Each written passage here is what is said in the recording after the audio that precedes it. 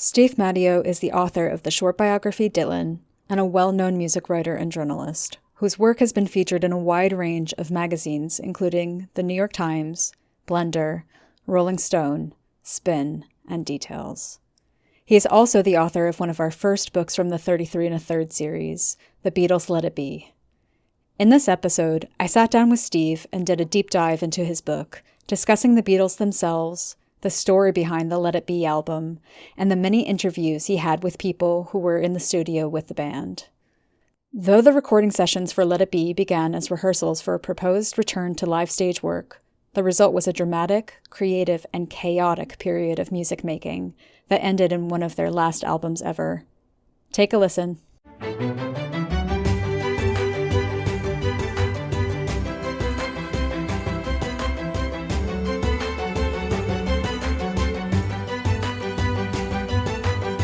I'm here today with Steve Matteo, the author of the 33 1/3's Let It Be, number 12 in the series. Welcome. Thank you. It's nice being here.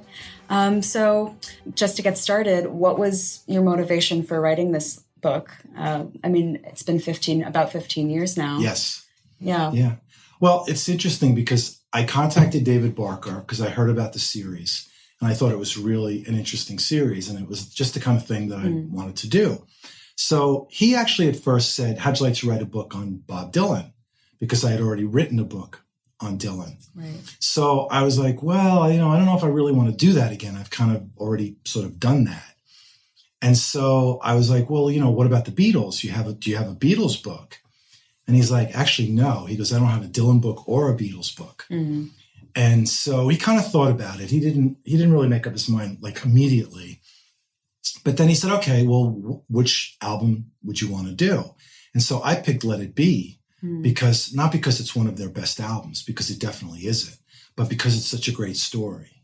And it was sort of in the news at the time. So that was it. And I'm really glad that I picked that album because it has had this continuous life, and not just through, reissues, but it's really had a life that continues on. So, it's the end of the Beatles. It's the end of the 60s. Right. So there was all these other things to sort of write about. I mean, I really looked at it more, not so much from a music point of view, but from a journalism or from a almost literary point of view, like what is going to make a better story? Right. And Let It Be was just a great story. What was because in this book, sometimes when 33 1/3 writers, they sort of, I feel like there's different approaches to it. Some people take the album and they make some kind of cultural critique with the album. But this, in your case, I think you were really just writing, as you said, like a journalistic take on the actual story of the making of the album. What was so intriguing about it to you? Well, I'll just explain sort of the kind of the form or the process, and then I'll sort of answer that more directly. Let It Be, the film, is a documentary. So I approached it as if I was making a documentary, only instead of a film documentary, it was a written textual documentary. So it's not a critique. It's not Steve's opinion of Let It Be. Right. It's very much, I approached it as a journalist, which is what I am. I'm a journalist. So, it's intriguing because again, it's the end of the Beatles. It's the end of the 60s. It's the last album that's released by the Beatles, but it wasn't the last album they worked on, okay? The last album that they actually worked on was Abbey Road. So Abbey Road is really the last Beatles album. Now Let It Be it gets released after Abbey Road, but it was recorded before Abbey Road. I know that's very confusing. It's interesting because it's a film. There's hours and hours of film. There's hours and hours of bootleg audio, including dialogue. Yeah. For years, there was so much written about the tapes, the bootleg tapes and how they became bootleg tapes. The whole story of how unhappy they were doing it and how in the end, it was sort of like thrown together and Phil Spector came in and sort of finished the album off, which John and George were kind of okay with. Ringo just went along with it, and Paul did not really, he was not happy about it.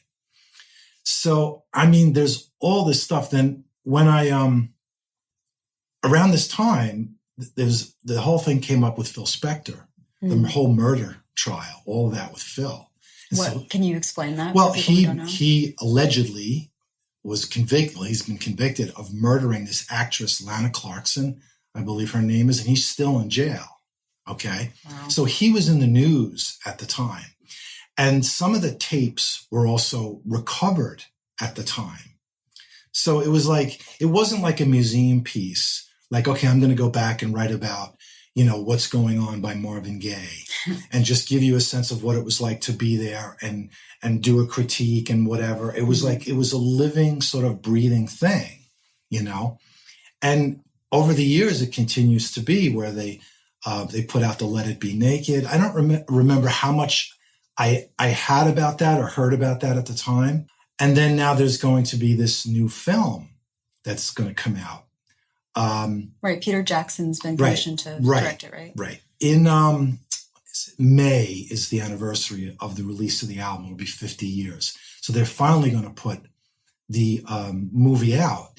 The movie has never been released on DVD or Blu-ray, only VHS, to show you how long it's been since it's been available. You can't stream it. So they're going to put it out, but they're also going to put out this new sort of companion film that Peter Jackson is directing. So, I mean, obviously, Peter Jackson is like one of the biggest film directors in the world right now with what he's done with the Lord of the Rings films and the Hobbit films. So, he's busily working on this, somewhere in New Zealand, I believe it is. It's funny, and just to show you how this continues to live, is this guy is doing research for Apple Records for the film, contacted me for background research, ideas, contacts. So, again, it's just like it still is. Once this news came out, I had a number of people contact me and wanted to interview me. There's really only, there are 3 books out on Let It Be, including mine. One of them is what I consider the real Bible of Let It Be, because it basically is the day-to-day of what happened. It's like a diary. It's not a narrative. It's really like a diary.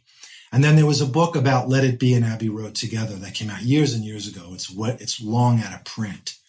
So, there's, I don't know if this guy contacted Doug Solpe, who wrote what I consider it's like the Bible of this, because it's like this almost transcription of what happened. Mm-hmm. He actually tried to publish that, but Apple got wind of it and said, "No, you're not."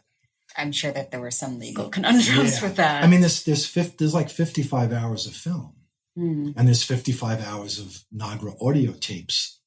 So that's what they did. I interviewed one of the guys who did the film, and he said, what we were told to do is, as soon as one of the Beatles showed up, we were to start filming, and we were to continue to film until at least one of them was there.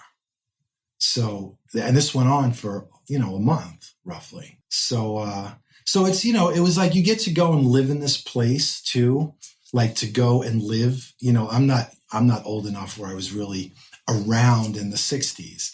So you get to sort of go and live in that place. Mm. So that's the personal sort of what makes it intriguing for me.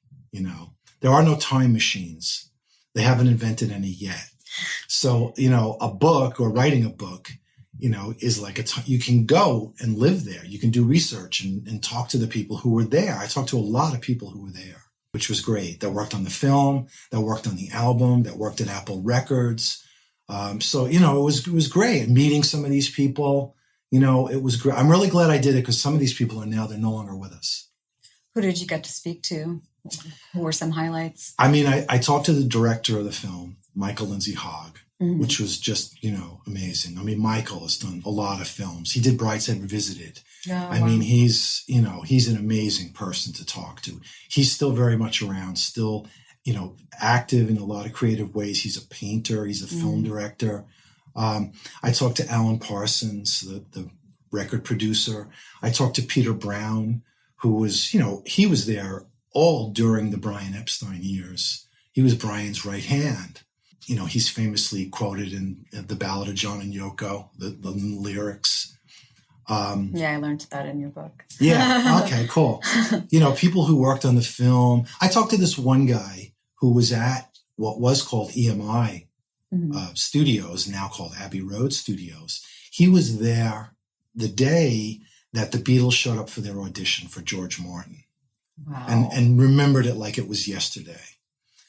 So you're talking to it's, firsthand. I mean, I really tried to I think I did 30 interviews. I tried to get as much sort of, firsthand, I was there, rather than just gleaning things from books or newspapers or magazines. So, I talked to so many people. It was a great experience. It really was. Did you try and talk to Paul or Ringo? No, because it's a waste of time. And then you're alerting Apple that you're writing a book, and you're fearful that, they may, try to get in your way. Mm-hmm. People say Apple has more lawyers than Disney. I mean, I believe it. So, and that's not a slight against, Paul or against Ringo or Olivia or Yoko. But I mean, that's, they have this thing they're trying to protect, so I understand it. It's the most valuable music property in the world is the Beatles catalog or anything related to them. There's nothing more important. I don't, you can argue with me that there's something else, maybe a movie or something, but so it's like they have all these lawyers, Yeah. You mentioned, in your book, I read that once they started taping, once the Beatles were there, they just didn't stop taping. You said that there were 55 hours worth of film. And I think that kind of feeds into the sort of psychological landscape that you were setting in this book. I mean, can you go into that a little bit about like what the Beatles were actually feeling when they were recording this? I mean, here, let me set the stage. So they've been together now since roughly 1962, 63. I mean, the lineup that we know of is not the first lineup of the group. I mean, there were other people that were in the Beatles. Everybody knows this. Pete Best was the drummer before Ringo. Stuart Sutcliffe was in the band. And then even before that, there was the Quarrymen and the Silver Beatles. And, anyway, so they were together a long time. They grew up together. They were in each other's pockets all these years, and they were growing up and they were growing apart, and they want to live their own lives. They want to, getting married and having children. And, it's not like everybody thinks, being in a rock band is like the Monkees, 4 guys living in a house and having, fun all the time. That's great when you're 20, but when they were in their late 20s at this point. I mean, they're not old, but they want to go there. They're all kind of going their own way. George is really blossoming and coming out of the shadow of John and Paul. John is very wrapped up with Yoko and getting very involved in sort of new ways of expressing himself and really getting into the avant-garde. Even though Paul was really more into the avant-garde before any of them, he really was. Paul's also like, Paul just can't stop writing songs. I mean, he's just a ball of fire. He's the one that wants to keep the group together the most. I think Ringo just kind of, wants to will go along with whatever's going to happen. And I don't mean that as a slight against Ringo, I think George he is at a kind of an end point. I mean, he was really the force between saying in 66, we're not touring anymore. We're not playing live anymore. And John is really, looking to pull away very much. So that's where they are. Then you put them on a sound stage in January, and it's cold out, and it's, this big barren sound stage, and they're there early in the morning. These are musicians, okay? And you put microphones and cameras on them at every step of the way. I mean, that isn't how they worked. I mean, they made films. They made two films before this. I mean, Yellow Submarine, they're not really in it. Magical Mystery Tour was like cinema verite. So they made 2 feature films. So they were used to, when they would record, they would be at Abbey Road or wherever else they would record. And no one's watching. There's no one around. they're very hermetically sealed and doing whatever they want, you know. And the people at Abbey Road worked with them for so many years that it's not like, oh my God, it's the Beatles. It's like they've worked with them for so long. So there was the comfort of that too. I mean, part of it was they wanted to get away from Abbey Road. They wanted to get away from working with George Martin and making music that was so produced, you know. But so there's obviously a lot going on. There's all kinds of issues going on with Apple Records, which is really becoming a problem. It's really very mismanaged. Look, they're not businessmen. They're musicians. They're artists. They tried to do this thing, Apple, which still exists. It's still, you know, it's still their company. So you can imagine things are not going to go very smoothly. They're not really sure, what are they doing? Are they making a movie? Are they rehearsing to play live? That was the impetus, was they were going to do a concert of some kind as a way to sort of get back to their roots. Because they particularly John, had grown tired of how the albums became so meticulously recorded and overdubbed, and the whole, like, it's got to be this perfect thing. I mean, it was good that they did that, because that's why they made such great music, because they took such pride in what they were doing. But they had grown a little weary of it, and they wanted to just sort of kind of just let their hair down and just kind of be, you know, just let it more happen. You know, they were kind of moving away from the sort of psychedelic. They wanted like the White Album was definitely a move away from that. Right. You know, they were moving quickly away, you know, and so there's all this going on. So what happened is the filming, after a few weeks of that, they're like, we're not doing this. Are we going to make a record? Let's just make a record. Okay. So they decided, okay, well, we have our own Apple studios now. Let's go there. Okay. So they go to Apple, and in the basement is what is supposed to be their recording studio. It's a disaster, because this guy, Magic Alex, was the one who was supposed to build them this studio that would be like no other studio in the world. And Alex was a little crazy. We'll just say that. And so they suddenly realized they don't really have a recording studio. So right away, George Martin is brought back into the situation. Okay. They've been working with this guy, Glyn Johns, who's been sort of like, not really the producer, but sort of like the engineer, who would just be the guy to make sure that, you know, okay, the audio is good and all of that. And he's worked with everybody. I mean, he's worked with Eric Clapton and the Rolling Stones. I mean, he's one of the great record producers ever of British rock. And he's recorded a lot of Americans too. He produced a lot of the Eagles albums. In England, you know, the American California band, a lot of that music was actually recorded in England with an English record producer. So they start kind of, you know, they're working in Apple, and they're trying to just get some takes, and they're just trying to kind of get some songs together. And it's, you know, they're doing okay, but they're like, well, what are we doing? Are we making a record? I guess we're making a record, but we are kind of making a film. So I'm trying to condense here a little bit, because I want everybody to read the book, if they don't get the whole story. Is they decide to do this concert on the roof, because it's the easiest thing to do, the roof of Apple Records. And that's what you see at the end of the film, Let It Be, the famous rooftop concert, which lasts about 40 minutes. And that's really sort of, it's not the end for them. You know, when people see that, they think, oh God, it's so sad. That's the end of the Beatles. No, they took those tapes and they put them to the side, and they tried a couple of times to sort of see if Glyn Johns could get a mix that they could release, and it wasn't happening. So they said, you know what, let's just forget about it.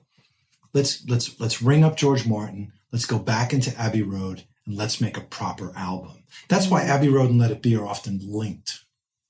There was a lot that they did during that month in January at the film studio and at Apple that ended up on, if not finished versions, later versions became part of Abbey Road. Okay.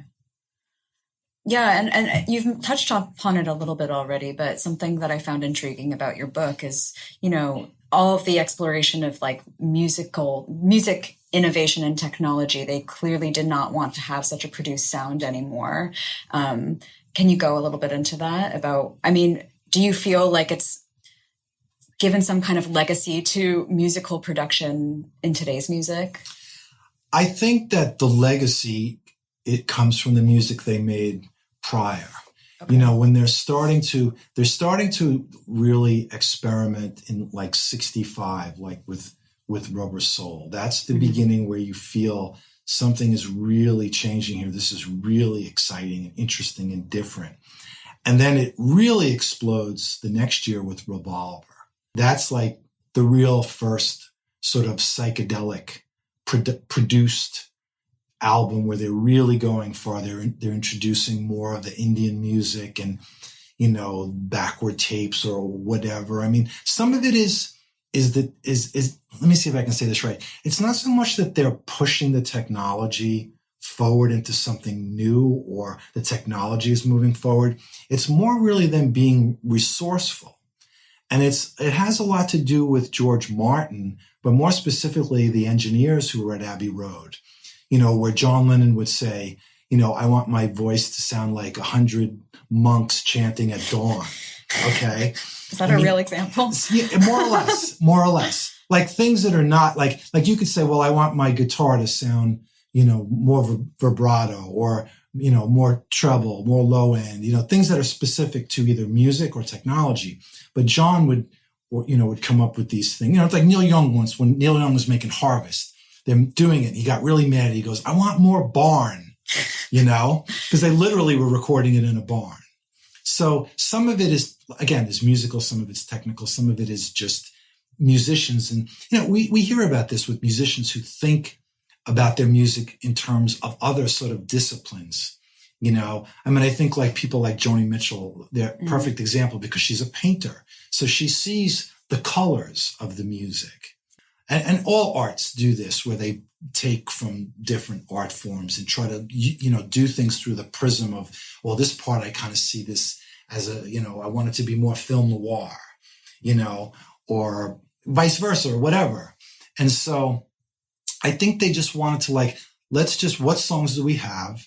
And let's make them as a group. I mean, there used to be this really exciting group. I mean, that's how they started, just these four guys playing. You know, when they were in Liverpool, they were really making a name for themselves. But what happened is what really pushed the Beatles over the edge was when they went to Hamburg and they played there for months on end, you know, night after night, hours and hours of playing. They became so good and so tight. And when they came back to Liverpool and played, people were like, oh my God, the change. And that's who they really were. And what really made them was that group, those four guys basically playing live. And then as time went along, they wanted to be more about writing songs and then seeing them come together, if you'll excuse the expression, in the studio. That's really what they became. But then I think the studio thing became a little ingrown for them. And I think they felt a little stifled by it. I think, especially John, I think Paul was happy being a Beatle. He was happy doing this thing with these other three guys and working at Abbey Road and working with George Martin, you know. So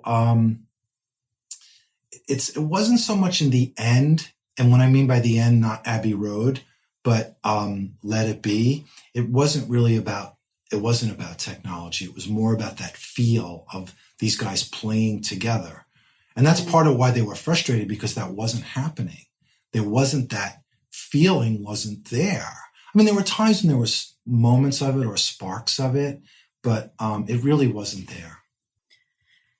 There's clearly so much going on in the making of this album. It must have been impossible to, or not impossible, but very difficult to condense it all into a 100-page book.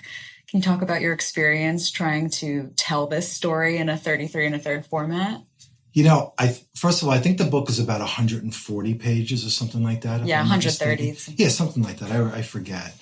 You know, because it was one album, it's also a film, and it happens at different times, though. And there's later stuff that goes on. It wasn't a problem. I mean, I'll never forget when I finished the manuscript and I sent it to David Barker. And, you know, you're always, as an author, because it wasn't my first book, as an author, you're always really nervous. Oh my God, is he going to love it? Is he going to hate it? You know, am I going to have to move to another country? Am I going to have to go in the witness protection program? You know, you're scared. You know, and David is a scholar and he's a PhD and he's doing these really serious some of these books he does are like really serious. I'm just like a guy who writes about music. I'm a person who knows about music first, and then I'm a writer second. I'm just being honest. You know what I'm saying? So I was so like, I remember I also called him up and I said, I think I'm going to be late on the manuscript by about a week or two. Is that okay? And he like laughed and he said, sure, don't worry about it. It's no problem. And you know, whatever it was, 10 days later, I sent him the manuscript, and it was maybe, I don't know, it was over the space limit, but not a lot. And he read it pretty quickly.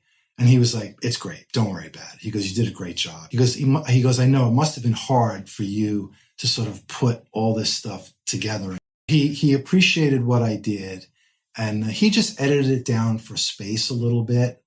So, I mean, I'm the type of writer who I am good about deadlines and staying within the word count and all that. But it was a different project than the one I had done before, because I did so many interviews, and I was dealing with things that were still unfolding as I was writing the book, you know, and I knew it would be part of a series too. So there's always going to be this sort of comparison.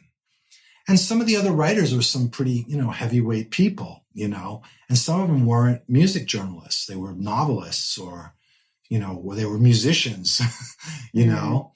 There was another big musician who wrote one of the books in the series. I'm trying to remember who, the person who wrote the Dusty Springfield book.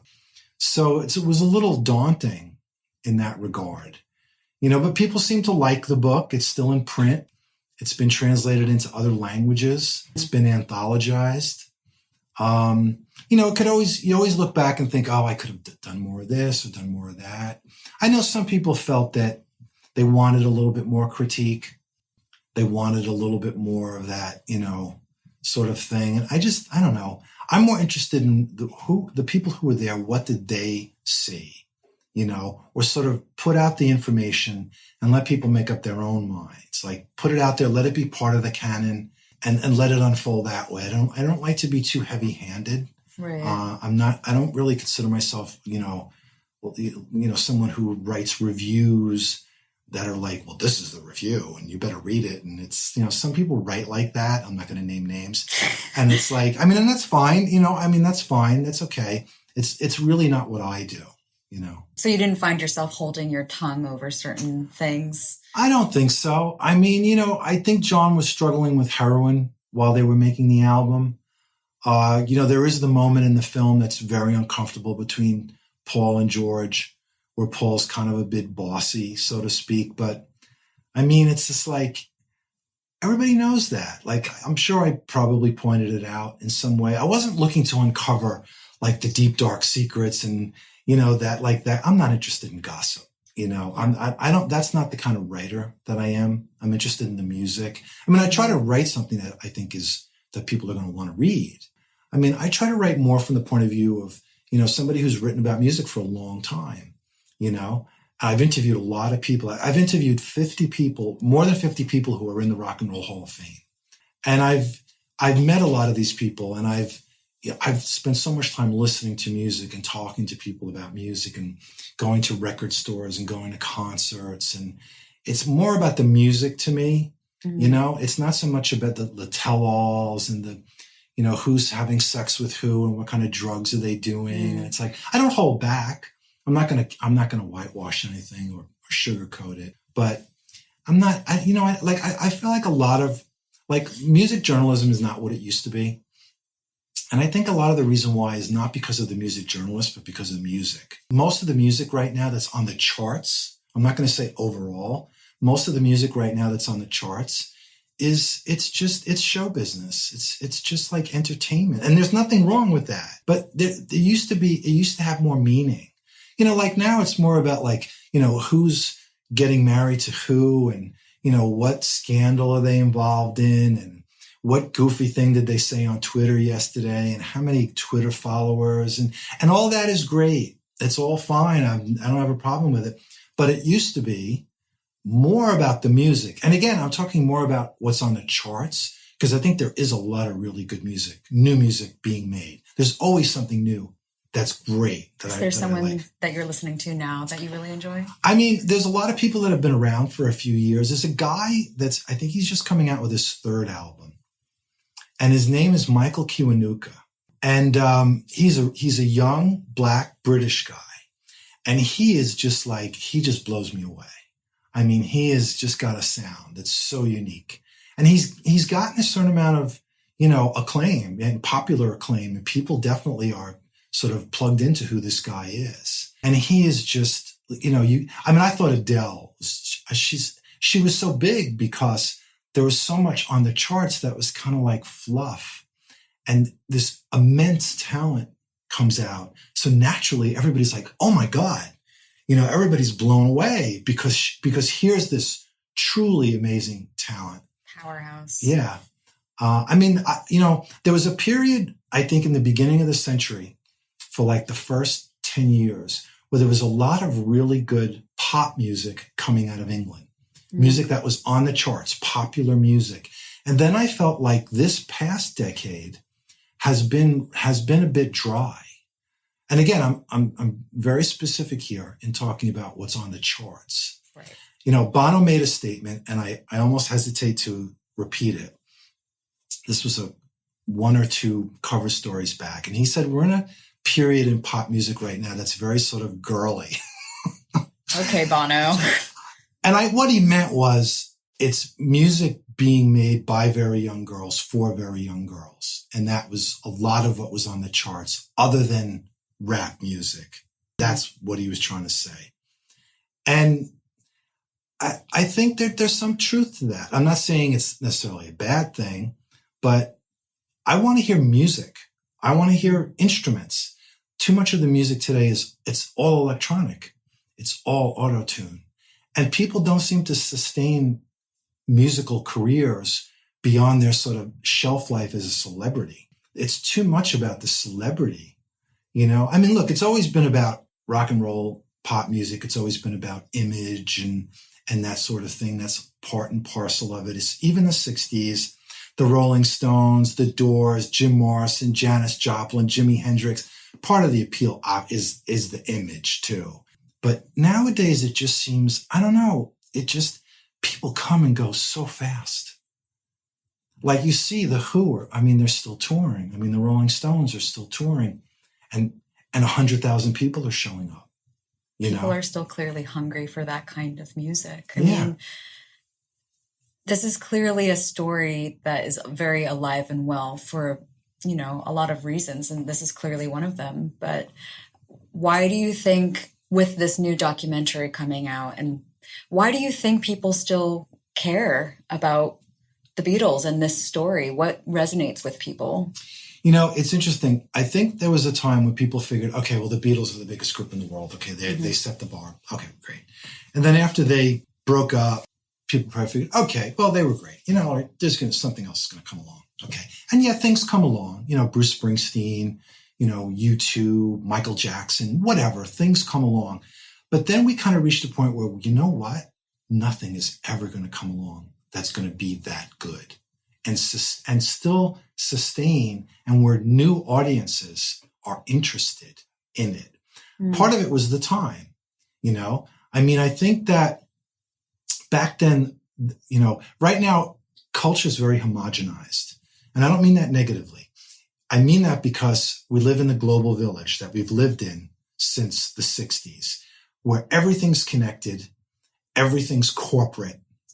And so regional culture is disappearing because of that. And so a lot of the music that came out in the 60s and the 70s sprung from these regional cultures. The Greenwich Village folk scene, the San Francisco psychedelic scene, Motown in Detroit, the Memphis Stax sound, Nashville before it became completely watered down. Boston had a great music scene. Seattle and Compton were probably the last two places where a regional music came from that was directly the result of the culture. there is none of that anymore, really. So some of it is just that. I think we came out of this incredible time of education, both in England and America. There was this very educated baby boomer group of people who were really smart and educated and were open to things and were exposed to things. And they took stuff, and then you mix in these new technologies, and they went into different places, So I think that's another thing. You have to remember that, when the Beatles first came up, 62, 63, I mean, rock and roll was still a very new thing as far as popularity. It had only really been popular since like 1956 with like Elvis Presley and Bill Haley. So they had also listened to folk music and jazz and country and skiffle and blues and show music. That was a very big influence, particularly on Paul. All the soundtracks to all the great movies that were movies of all the great Broadway plays and the Broadway show soundtracks and, all of that sort of thing. So there were all these influences that they had so they could create something new. It's difficult at this point for anybody in popular music and rock and roll to come up with something that is just so totally new. Even Adele, as great as she was, she very much was a throwback to like Dusty Springfield or even like Alison Moyet or somebody like that, like it wasn't new. It wasn't different. Where the Beatles were like, once they had really developed their own sound after they got past just doing covers and stuff, you had this thing it was totally new. There was never groups with their own instruments writing their own songs. No, that sounds crazy. Now you think, oh my God, like everybody does that, But at that time, that wasn't the way it was. You had, the Brill Building, where you had singers and then you had songwriters and you had producers and the people that own the companies and the song pluggers and arrangers. And it was like a factory. It was like an assembly line. And the Beatles just changed it completely. They could have produced themselves really if they wanted to. They could have done that too. And most of the 60s groups, as they went along, a lot of them at times would do that, or they would work with a producer where really he was just kind of there and they really were producing themselves. So when you have groups too, and this is why I think today's music suffers when it's a lot of just singers, one person. When you have a group, you have everybody's bringing something to the table. And okay, so if they're all from Liverpool, they're all from Liverpool. But if you get a group like the Eagles, I'll use them as an example, well, they're all from different parts of the country. Don Henley is from Texas, and Glenn Frey, I believe, was from Detroit, and Randy Meisner was from, I think, Missouri, and then they all end up in California. And then they're in that incubator of that music scene. And so you have this thing that's completely unique because you have all these different, it's like a gumbo. You know what I mean? Yes. It's like a gumbo. It's not a piece of cheese, It's like all this stuff going on. So you get the Byrds, you've got Roger McGuinn and David Crosby and Gene Clark and Chris Hillman.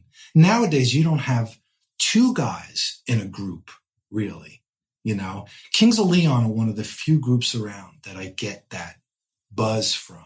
Now, it's their siblings and cousins. So you also get that.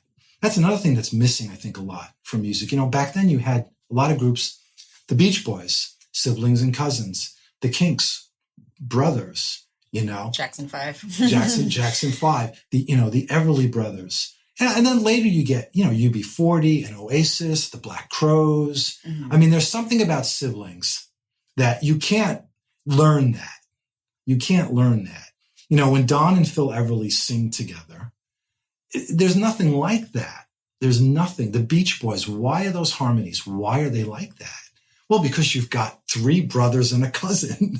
So it's magic. It's just magic, So that's why I wish there were more. I would like to see more groups. I mean, part of it is the record companies, they love solo artists because they don't have to get into the arguments. Well, your song is the A side and I want the B side, even though singles don't really exist anymore. All the the arguing, and I want to form my own band, and I'm the leader, and no, you're the leader, and you're not, and they're in the studio and they're fighting and they're having fights on stage, they're punching each other on stage, and record companies don't want to deal with that. They want somebody that's malleable, okay? So we get somebody that just wants to be famous, okay? I'm overstating this a little bit, but it is a lot of what goes on in the record business. I mean, I believe it. And so they love it, and it's a product, and they need to make money. And there's nothing wrong with making money, and there's nothing wrong with selling products. But for somebody like me, I want to be moved by the music. I want the music to resonate with me and people, I saw David Bowie's last tour, and it's like, there's no one around like that. I saw Prince many times. Okay. I saw Prince in Paris. I saw the opening night of the Love Sexy tour. I mean, it's like you're at this thing that is like, people are just like in awe, not because of fame or just because of, they look great and they dress great and they dance cool, but because it's just, these people are true one of a kinds. You're witnessing genius. Really. Yeah, really. I mean, it's just, and that's what that's what you can see. But now it's like who do you like? Like, is there somebody new that you think is like changing the world or just blowing you away and that you think you'll be listening to in the future? That's a big question. I mean, the people that I'm listening to, I love Mitski, for instance. I think she's a genius. David Byrne said so. I like her. Yeah. Yeah, I think that she's a musical genius. I think her new album is poetry. And she also, I just saw her perform live. And although she can't necessarily carry a stage in the same way, I think she needs a sort of smaller venue. I think like her persona on stage is a performance in a very kind of David Bowie-esque kind of way. Right. I find her intriguing. And she can play music too. She can play guitar, and so she's not just a singer. Right. Like she's a musician. She's a real rock star. And I also love, speaking of people who these are both solo artists, but Joanna Newsom, I find she's been around for a while. She's a throwback to me. See, she is like, if she came around in the 60s or the 70s, she'd have the same career. Everybody would love her. Yeah. It's the same thing. It's not that she's making music that's like that music, but the process and the form and where it comes from is the same sort of thing. Yes, I agree with you. I love her. No. But she's not on the charts. She's not like who she is. A lot of people know who she is, but she's not dominating the charts when her new album comes out. She's not on every TV show. You know what I'm saying? It's like she's one of the people who has a career and is making great music and has her audience, but she's not Taylor Swift, for example. Right. Well, I'm not interested in that. I guess you could sort of sum up my music taste as sad, weird girls. I love sad, weird girls. I love sad, weird girls. I mean, Joni Mitchell is the first sad, weird girl. She's the original sad, weird girl. And I love Joni. To me, Joni is like, she towers over everything and everyone. I mean, nobody can touch her in terms of her ability to compose and her ability as a musician and to go off in different directions in music. She's just extraordinary, and everyone is in awe of her. Everyone. I know she's had her arguments with people, like Bob Dylan or whoever, but I interviewed her once and we talked for 3 hours and it was unbelievable. I mean, this mind, you're dealing with this mind that is just extraordinary. And and everybody vilified her because she went off and did jazz and she made a record with Charles Mingus. And I thought it was great. And Prince had the best line about her is where everybody really got on her case was when she did The Hissing of Summer Lawns. And Rolling Stones tore it to pieces. Okay. And years later, when Prince was at his peak and did one of his cover stories, what did you listen to? What was the last album you bought? He goes, oh, well, the last album that I bought and really listened to was The Hissing of Summer Lawns by Joni Mitchell. And he let them have it. I mean, she's brilliant. She's brilliant, I mean, it's unique though. She came from this place of total isolation. I mean, she lived in this place where she was isolated. And so she's so self-created from within, you know? I mean, where I think like the Beatles, on the other hand, were very much the product of what was around them.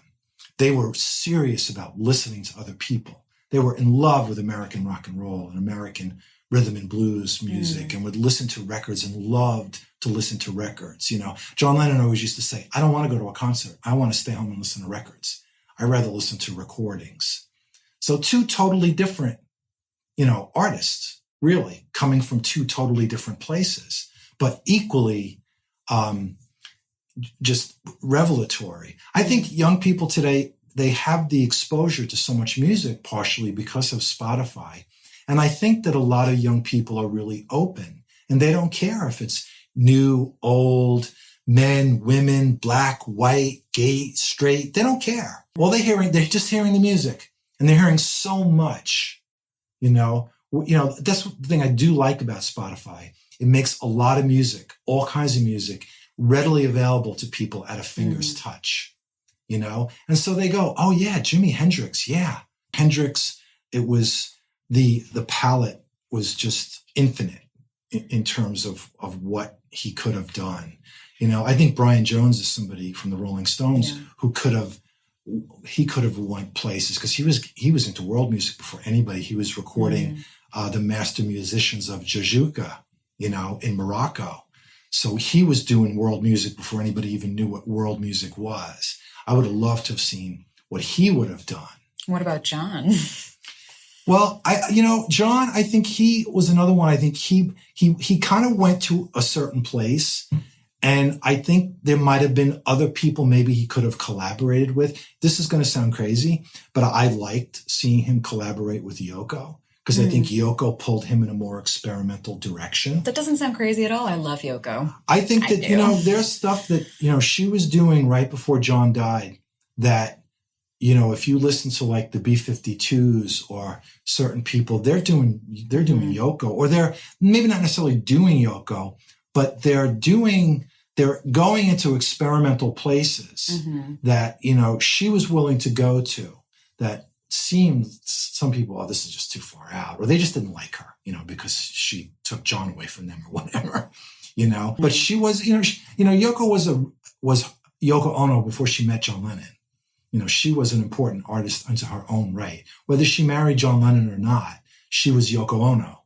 So, exactly. And that goes the same for Linda McCartney. I mean, Linda Eastman was her own person before she met Paul. She was a famous music photographer. Right? Well, she was a photographer. She was a famous rock photographer. She was the house photographer at the Fillmore East in New York.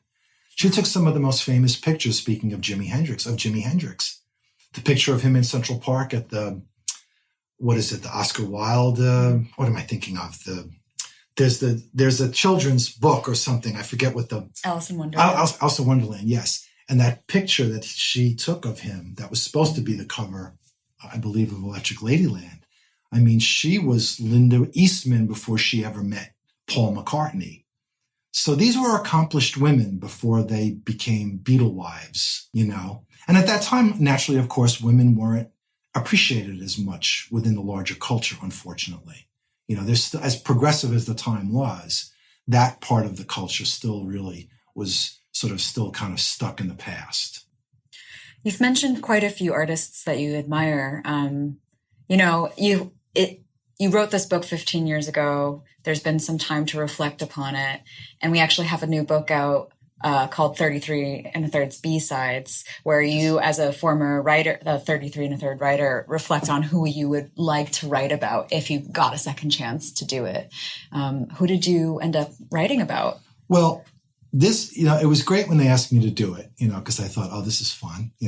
Right away I see that this is fun. That's how I look at it. This is fun. It's not work. It's fun. So, I kind of thought about it a little bit. And I guess what happens is the first thing I do is I start thinking about, okay, what are some of the albums? But then I really think about, well, who do I want to write about?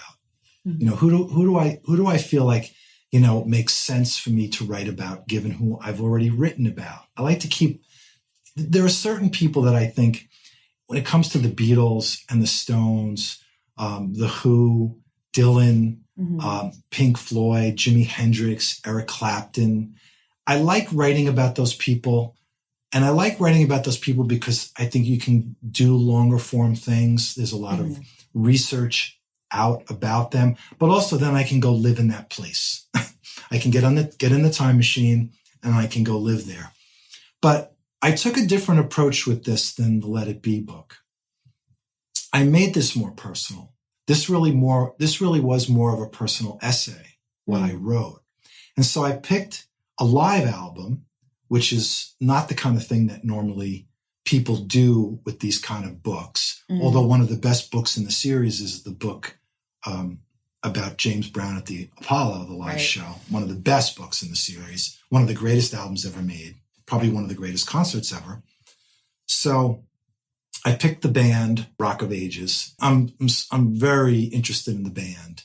I write about them quite a bit in my Dylan book because there was a long period where Dylan played with them. They were his backing group, Yeah. So Rock of Ages was like one of the first albums that I owned. As soon as I was old enough to get the stereo and start listening to FM radio, like that was one of the first things that like jumped out at me. This would be 1972, say. Now I'm dating myself. That's okay. I was a year old at that time. Okay. So that album is just one of the greatest live albums.